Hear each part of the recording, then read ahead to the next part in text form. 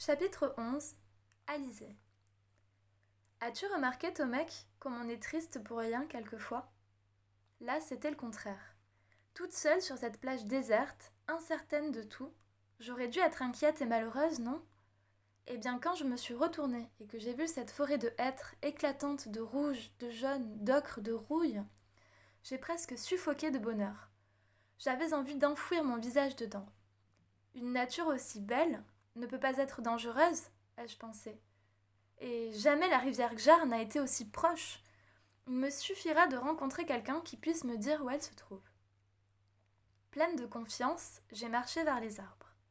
Le soleil jouait entre les branches, le bruissement de mes pieds dans les feuilles mortes faisait détaler des écureuils roux.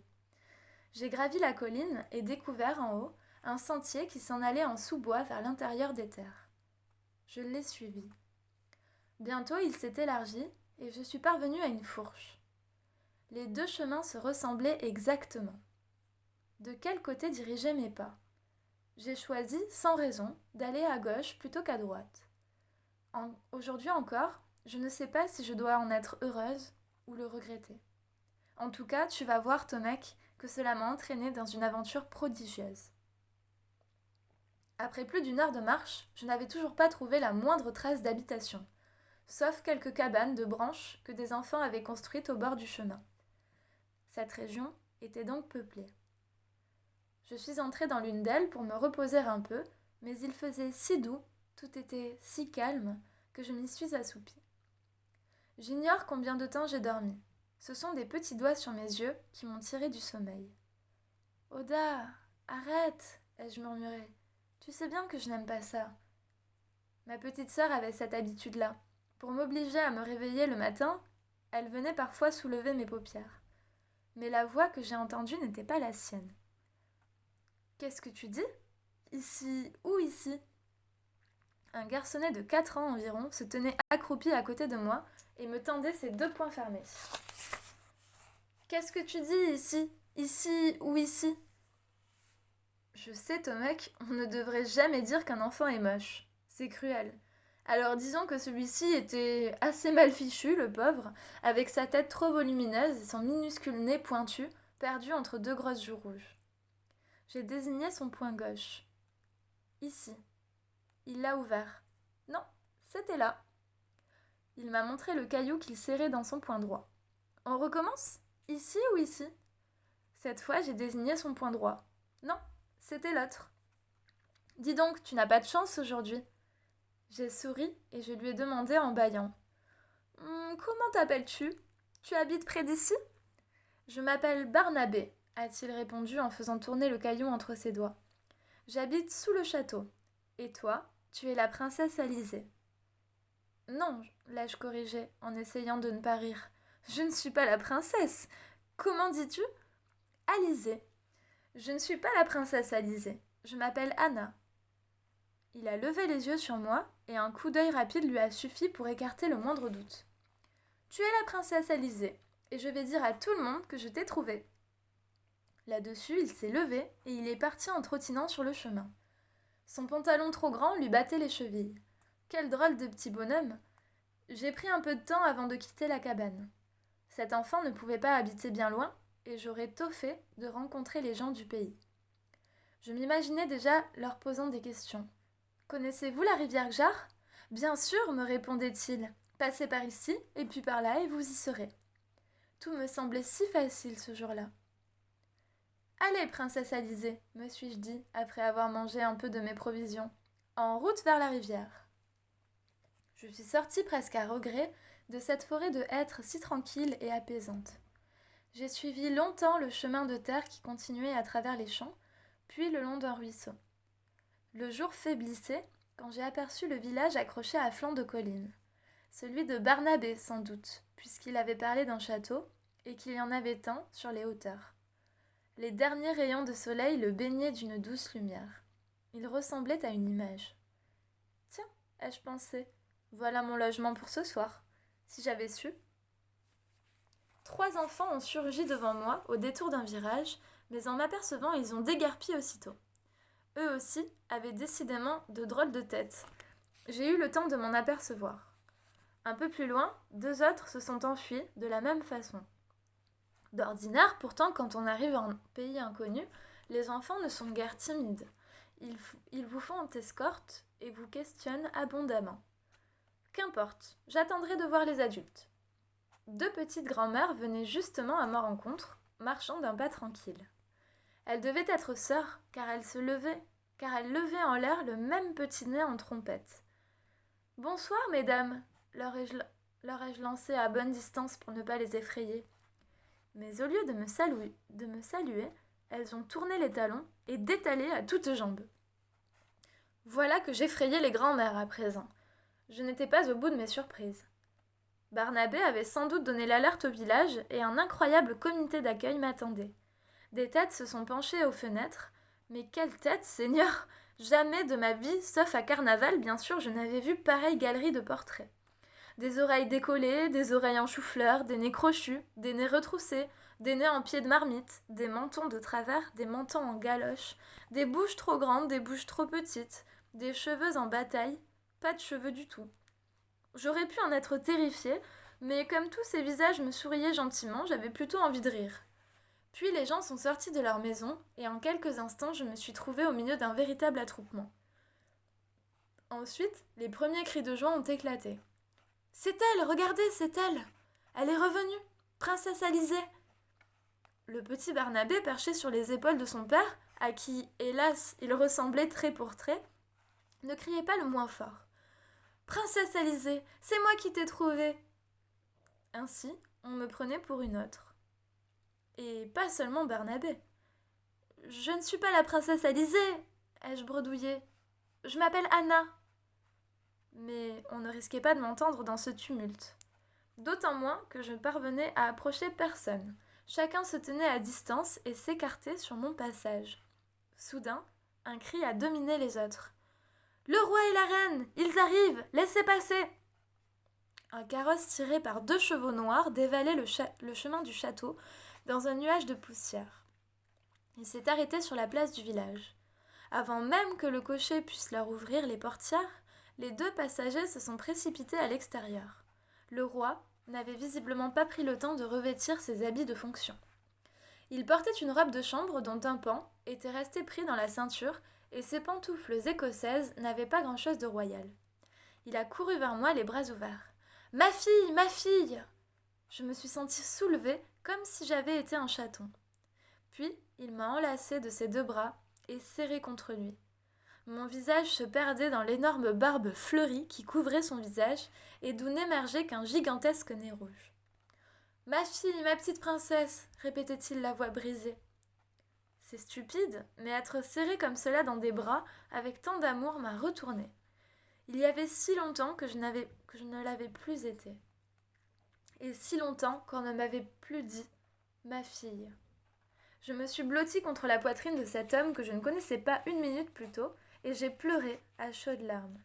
Puis il m'a reposée au sol pour que ma mère puisse m'étreindre à son tour. Mais cette fois-ci, c'est moi qui ai dû me baisser pour être à la bonne hauteur. La reine était une petite femme ronde et potelée, presque une boule. Elle non plus n'en finissait pas de pleurer. « Alizée, ma princesse, comme tu as grandi, comme tu es belle !» Que faire? Comment me défendre de ce torrent d'affection? Je me suis laissée embrasser, caresser. On verra plus tard, me suis-je dit, quand le tourbillon sera apaisé. On m'a fait monter dans le carrosse. Je me suis assise entre mes parents, et les chevaux se sont frayés un passage au milieu des gens qui nous acclamaient en lançant des vivas. Le château ne ressemblait en rien à ces grandes demeures froides qu'on imagine. Au contraire, du bois brûlait dans les cheminées de chaque pièce. On allait et venait joyeusement dans les couloirs, les allées, les galeries. Les portes s'ouvraient de tous les côtés à mon passage, laissant apparaître des têtes réjouies qui me saluaient.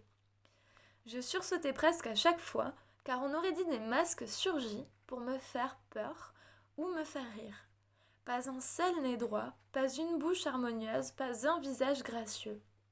La reine, Alphonsine, puisque tel était son nom, m'a conduite à ma chambre. « Regarde, nous n'avons touché à rien. Reconnais-tu ta maison de poupée? Tu aimais tant y jouer. Et tes herbiers sont tous ici dans l'armoire. Tu verras, il n'y manque pas une feuille. Et je ne reconnaissais rien, bien entendu, je me contentais de sourire. Je ferai tendre des draps de flanelle sur ton lit. Dieu sait où tu as couché tout ce temps. En attendant, tu vas prendre un bon bain, puis tu mettras des habits dignes de toi. D'où te viennent ces hardes et cette vilaine couverture? Donne-les-moi tout de suite, que je les fasse jeter.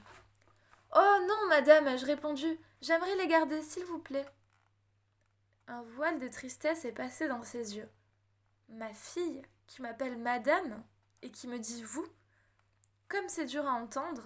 Alizée, as-tu vraiment tout oublié? Pourtant, il me semble que tu es partie hier. Mais il est vrai que ma vie s'est arrêtée depuis. Les choses te reviendront petit à petit, sans doute. Pardonne-moi, je suis trop pressée. 2 servantes, dont chacune louchait davantage que l'autre, sont entrées en portant une grande cuve de bois remplie d'eau fumante. Déshabillez-vous et entrez là-dedans, a dit la première. L'eau est à point, ça vous délassera de votre voyage. Ne craignez pas les échardes, a ajouté la seconde. Nous avons mis dans la cuve un linge épais qui vous en protégera. Quel plaisir délicieux de se prélasser dans l'eau tiède et savonneuse, de se laisser frotter le dos, les pieds. Je n'avais plus pris un vrai bain depuis des mois. Ensuite, l'une des 2 femmes m'a séché dans une immense serviette chaude parfumée, puis l'autre a ouvert la porte de l'armoire où étaient suspendues plus de 30 robes différentes. Elle en a jeté une sur son bras. Est-ce que celle-ci vous plairait? C'est une superbe robe blanche et bleue à parements de dentelle. C'est pour moi? Ai-je bredouillé? Et pour qui voulez-vous que ce soit? J'espère seulement qu'elle vous ira. Vous n'êtes pas si grande pour 14 ans. Je n'ai pas 14 ans, j'en ai à peine 13. Elle n'a pas répondu, mais son œil disait « Oh, la pauvrette, qui ne sait même plus son âge. » J'ai enfilé la robe dans le silence. On n'entendait que le bruit de l'étoffe qui glissait sur ma peau. Elle m'allait si bien qu'avant même de me voir, j'ai su que je n'essaierais pas les autres, que je garderais celle-ci. « Y a-t-il un miroir ?» ai-je tout de même demandé. Il s'est alors passé une chose très surprenante. Oh non, bien sûr que non, s'est exclamée la première servante en faisant un signe de croix. Oh, Alizée, s'il vous plaît, a gémi la seconde. Ne prononcez pas ce mot. J'ai bredouillé quelques excuses, sans savoir au juste de quoi je m'excusais. Car ma question était bien ordinaire pour provoquer autant de frayeur. Je n'ai pas osé les interroger davantage.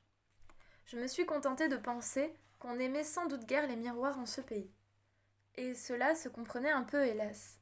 J'étais bien loin de la vérité, mais je ne l'ai su que plus tard. Ensuite, les 2 servantes, l'une se nommait Blanche et l'autre Césarine, ont entrepris de me coiffer.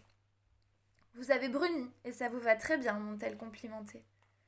J'ai gardé la réponse pour moi. Je suis brune comme le charbon depuis ma naissance, mes petites dames loucheuses. Je ne sais pas ce qu'est un cheveu blanc. Un cheveu blond. Pour finir, elles m'ont apporté des bas, des chaussures et une jolie veste de velours. Tout était à ma taille, exactement. Blanche, qui avait retrouvé sa gaieté, a lancé en riant. « Allons manger maintenant. Nestor n'aime pas attendre, et vous devez mourir de faim, ma pauvre petite. » Je ne suis pas fille de roi, Tomek, et je ne connais rien au protocole. Cependant, je suppose qu'il ressemble peu à ce que j'ai vu au dîner ce soir-là. Imagine, les couverts étaient en bois. Il y avait au moins 15 personnes autour de la table, et tout le monde parlait en même temps. Quel chahut! Le roi se tenait bien sûr à sa place d'honneur, mais les égards pour lui s'arrêtaient là. On ne lui disait pas « Votre Majesté, désire-t-elle un peu de vin ?» mais plutôt « Donne-moi la cruche, Nestor !» Quant à la reine Alphonsine, elle passait plus de temps debout à servir les plats qu'assise à les manger. « Qui veut finir ce bon potage à l'oseille ?» ronchonnait-elle. « Vous n'allez pas laisser ces 2 cuillerées au fond de la soupière !»« Mange-les donc, ma dodue !» lui répondait gentiment le roi, « puisqu'elles te font envie. » Les convives ont levé leur coupe de vin en mon honneur à plus de 10 reprises, et le roi Nestor, dont le nez immense virait peu à peu du rouge à l'écarlate, avait chaque fois les larmes aux yeux. Après le dessert, une savoureuse tarte aux poires nappée d'une sauce chocolat, il s'est levé et s'est adressé à moi avec lenteur et gravité devant l'assemblée. « Alizée, Ma fille, ma princesse, te voilà enfin revenue parmi nous.